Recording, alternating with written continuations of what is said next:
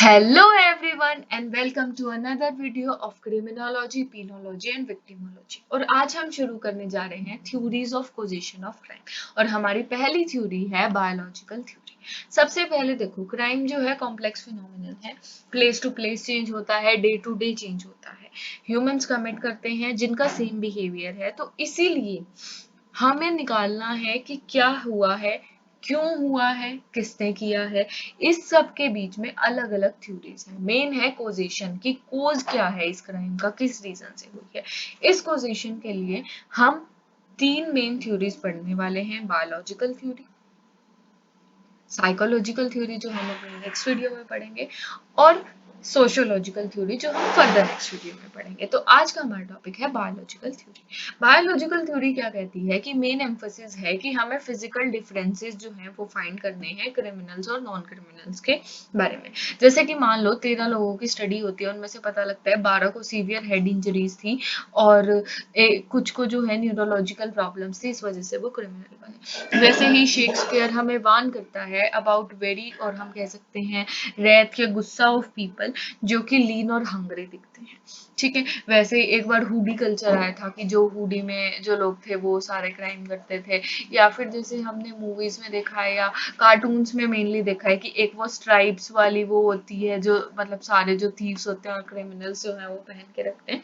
तो biological aspect जो है वो रिलेट करता है इसको किस चीज से, हमारे जो फिजिकल अपीयरेंस है उससे। अब इसके दो रीजन है। पहली बात तो थ्योरी बहुत सिंपल है, दूसरी बात ही क्रिमिनल और नॉन क्रिमिनल के बीच में जो है डिफरेंशिएट कर देती है। अब इसके प्रोपाउंडर कौन है, किन्होंने ये जो थ्योरी है इसका कहाँ से आई है। ये आई है एनफायर रिच, प्रोनाउंसिएशन प्लीज चेक कर लेना, रेफोलो और लेम्ब्रोसो। ठीक है, अब हम देखते हैं इसमें तीन मेजर थ्योरीज आती हैं। जो हमारे पास बायोलॉजिकल स्कूल है, बायोलॉजिकल थ्योरी है, उसमें तीन मेजर थ्योरीज आती हैं। सबसे पहली थ्योरी है genetics and criminality by Lombroso. जो लोम्ब्रोसो है उसे मॉडर्न क्रिमिनोलॉजी का फादर कहा जाता है क्योंकि वो पायनियर था पॉजिटिव स्कूल।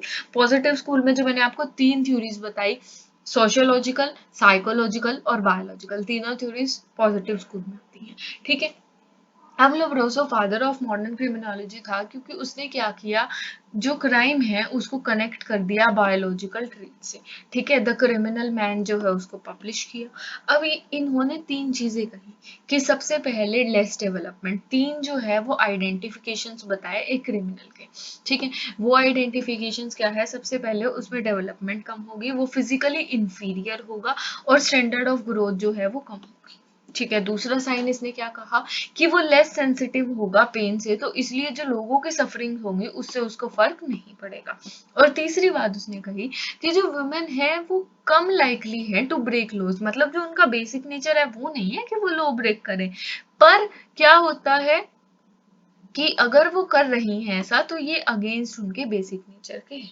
ठीक है, तो तीन बातें उसने कही। फिर उसके बाद पहले तो उसने तीन बातें कह दी कि भाई हाँ फिजिकल ग्रोथ नहीं होती, पेन उसको फील नहीं होता और वुमेन वाला कंसेप्ट। फिर उसको खुद ही डिफरेंस नहीं मिला, कि उसको लगा नहीं कि ज्यादा बात बन रही है, तो उसने एक नई बात करी। नई बात क्या करी कि हेरेडिटरी है, कि हमने जो है हमारे अंदर कुछ ट्रेड्स आ जाते हैं कि जैसे मान लो चोर का बेटा चोर बनेगा, तो जैसे एक फादर है जिसके 10 बेटे हैं वो सारे क्रिमिनल निकलते हैं। तो ऐसे ऐसे केसेस से क्या उसने निकाला कि भाई ये जो है ये हेरिडिटरी है और ये बाय बर्थ आता है। ठीक है, फिर हेरिडिटरी से भी उसको फिर वो और आगे बढ़ा, फिर उसने कहा कि ये सारा क्रोमोसोम्स का खेल है। क्रोमोसोम्स देखो, या तो एक्स एक्स होता है फीमेल के बर्थ पे, या फिर एक्स वाई होता है मेल के बर्थ पे। पर अगर एक्स वाई में एक एक्स्ट्रा वाई क्रोमोसोम आ जाए तो उससे क्या बन जाता है, वो सुपर मेल बन जाता है और एक्स्ट्रा क्रोमोसोम हो जाते हैं। सुपर मेल मतलब जो मेल की क्वालिटीज है, जैसे कि जो मेल है वो ज्यादा अग्रेसिव होएगा, वो ज्यादा स्टिफ होएगा, स्ट्रॉन्ग होगा, डायनेमिक होगा, तो ये सारी चीजें आ गई। फिर उसके बाद दूसरी आती है constitutional body type differentiation theory by Sheldon. Sheldon क्या कहता है, शेल्डन बिल्कुल जब एम्ब्रियो बनता है, जो फर्स्ट स्टेज होती है जो बेबी के बनने की, तो उसको हम एम्ब्रियो कहते हैं। ठीक है, तो एम्ब्रियो स्टेज से वो कहता है कि तीन लेयर में जो है एम्ब्रियो की ग्रोथ हो सकती है, तीन पॉसिबल लेयर्स हो सकती हैं, या तो वो होगी एंडोडर्म, या होगी मेसोडर्म, या होगी एक्टोडर्म। उसके बेसिस पर लोगों को अलग अलग जो है एट्रीब्यूट्स हमने दिए हैं। ठीक है, एंडोमॉर्फिक मेसोमॉर्फिक और एक्टोमॉर्फिक, ठीक है, डिपेंड करता है किस लेयर में जो उसका एम्ब्रियो है वो ग्रो हुआ है। अब जिनका एंडोमॉर्फिक लोग हैं, जिनका एंडोडर्म जो है वो ग्रो हुआ है एम्ब्रियो में, वो कैसे होंगे, वो शॉर्ट होंगे, फैट होंगे, उनकी बोन स्मॉल होगी, स्किन सॉफ्ट होगी, वो थोड़े जोली नेचर के होंगे, कंफर्टेबल होंगे, उनका टेम्परामेंट जो है वो थोड़ा कूल होगा, ठीक है। फिर मेसोमॉर्फिक आगे, मेसोमॉर्फिक मेसोडर्म जो लेयर है उससे बना है।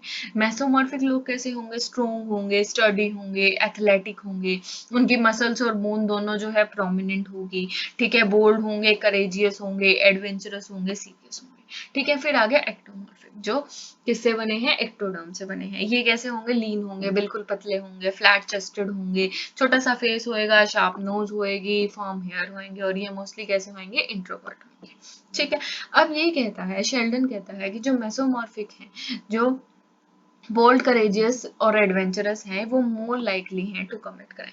अब इसका क्रिटिसिज्म देखते हैं इस थ्योरी का। ये कहता है कि जरूरी नहीं है कि सारे मेसोमॉर्फिक ही क्रिमिनल्स हों या फिर सारे क्रिमिनल्स ही मेसोमॉर्फिक हो, तो इसने बहुत ही ओवर सिंप्लीफाई कर दिया, क्योंकि यार सोसाइटी तो डाइवर्स है। उसके बाद जो एनवायरनमेंट और सोशल एट्रीब्यूट्स तो उसने बिल्कुल इग्नोर कर दिए। हो सकता है किसी के पास बचपन में इतना ट्रॉमा हो कि वो ग्रो अप होकर एक क्रिमिनल बन गया हो, तो वो वाली चीजें इसने इग्नोर कर दी। फिर people in same category, not necessarily same feature. अब जरूरी नहीं है कि अगर मान लो किसी के मेसोडर्म बना है और वो मेसोमॉर्फिक है, तो जरूरी नहीं है कि हर जो मेसोमॉर्फिक इंसान होगा उसमें सेम फीचर्स होंगे। ऐसे तो हर दूसरे या तीसरे इंसान से हमारे फीचर्स मिल जाते हैं, पर सारे अलग अलग हैं, ठीक है। तो डाइवर्सिफिकेशन को जो है उसने थोड़ा कम समझा और ओवर सिंप्लीफाई चीजों को कर दिया। फिर उसके बाद आती है कॉन्स्टिट्यूशनल थ्योरिटिफिकेशन बाय विल्सन एंड हैंस्टन, ठीक है। इन दोनों ने एक नई थ्योरी दी। ये कहते हैं कि 3 मेजर फैक्टर्स हैं। सबसे पहले सोशल एनवायरनमेंट में, ये सोशल स्ट्रक्चर हमारी सोसाइटी और एनवायरनमेंट दोनों को ले आया। दूसरी बात, फैमिली रिलेशनशिप, अनकेयरिंग पेरेंट्स होते हैं, ठीक है, जो अगर अनकेयरिंग पेरेंट्स होते हैं ना तो वो कोई पनिशमेंट देते हैं, वरना नॉर्मल पेरेंट्स अगर कुछ गलत करेंगे तो पनिशमेंट देंगे, कुछ अच्छा करेंगे तो रिवॉर्ड देंगे। इससे जो है, ये जो एक छोटी सी चीज है, इससे हमें पता लगता है, हमारा ब्रेन मतलब एक तरीके से कि ट्रेन हो रहा है कि हाँ, क्या हमें करना चाहिए और क्या हमें नहीं करना चाहिए। हमें जो है कॉन्सिक्वेंसेस पता लग रहे हैं। अब हमें पता है कि अगर हमने कुछ गलत करा, हमने कोई चीज छोड़ी, तो हमें जो है पनिशमेंट मिलेगी, तो हमें कॉन्सिक्वेंसेस पता होते हैं। पर जिनके जो फैमिली रिलेशनशिप्स है वो सही नहीं होते, उन्हें कॉन्सिक्वेंसेस ही अपने एक्ट्स के जो है वो पता नहीं होते। और बायोलॉजिकल को इसने 4 पार्ट्स में डिवाइड कर लिया। सबसे पहले जेंडर, मेल जो है वो ज्यादा लाइकली है। अलग अलग कंट्रीज की जो स्टडी से है वो पता लगता है कि 5 to 50 टाइम्स जो है वो मेल मोर लाइकली है टू कमिट। फिर इम्पल्सिवनेस क्या हो गया कि वो शॉर्ट टेम्पर्ड होते हैं, बहुत जल्दी जो है गुस्सा आ जाता है। फिर फिजिकल ट्रेट्स आ गए, जैसे मेसोमॉर्फिक हो गए, ठीक है, वो वाली चीजें। फिर इंटेलिजेंस, जो क्रिमिनल्स है उसमें मतलब जो नॉर्मल इंसान का आईक्यू है उससे जो 8 पॉइंट्स है वो आईक्यू कम देखने को मिलता है, ठीक है। फिर एक एडिशनल थ्योरी में डाल दी जैकोब एंड कलीग्स की, वही क्रोमोसोम्स वाली, एक्स वाई वाई वाली। फिर मॉडर्न थ्योरी जो है, कुछ मॉडर्न थ्योरी भी आ रही है हमारे बायोलॉजिकल स्कूल से रिलेटेड। ये जो मॉडर्न थ्योरी है ये क्या कहती है कि ये जो स्कूल है ये 2 चीजों पर बेस्ड है। सबसे पहले जेनेटिक और न्यूरोलॉजिकल। जेनेटिक क्या कहता है कि प्रॉपर जो है वो डेवलपमेंट नहीं हुई, हमारे जीन्स ही ऐसे हैं कि हमने इनहेरिट ही ये किया है, तो इसलिए सोशलाइजेशन नहीं कर पाता है, एंटी सोशल की वजह से वही सारी जो क्रिमिनल और एग्रेसिव बिहेवियर है।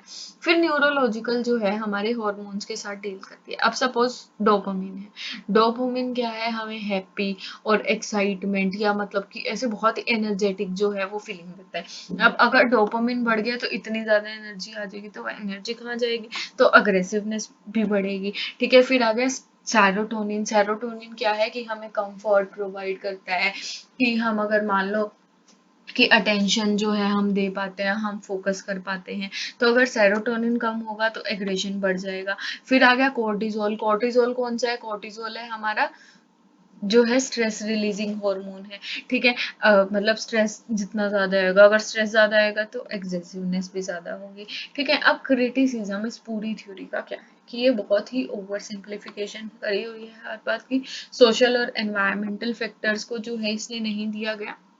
एक है कि बोन क्रिमिनल्स बना रही है, कि कह रही है कि भाई तुम्हारे जीन्स ही ऐसे हैं, तो तुम तो पैदा होते ही क्रिमिनल्स बने हो, ठीक है। फिर एथिकल कंसर्न्स और चांसेस ऑफ डिस्क्रिमिनेशन आ जाता है, क्योंकि बोर्न क्रिमिनल कहाँ है यार, तो ऑब्वियसली अगर मान लो कि किसी के बर्थ के साथ ही उसको टैग दे दिया जाएगा तो चांसेस ऑफ डिस्क्रिमिनेशन है, और एथिकल कंसर्न भी आ जाता है। तो ये था हमारा बायोलॉजिकल स्कूल ऑफ क्रिमिनोलॉजी, और ये थी हमारी आज की वीडियो। ऐसी ही और वीडियोस के लिए बने रहिए, चैनल को लाइक कीजिए, सब्सक्राइब कीजिए। Thank you.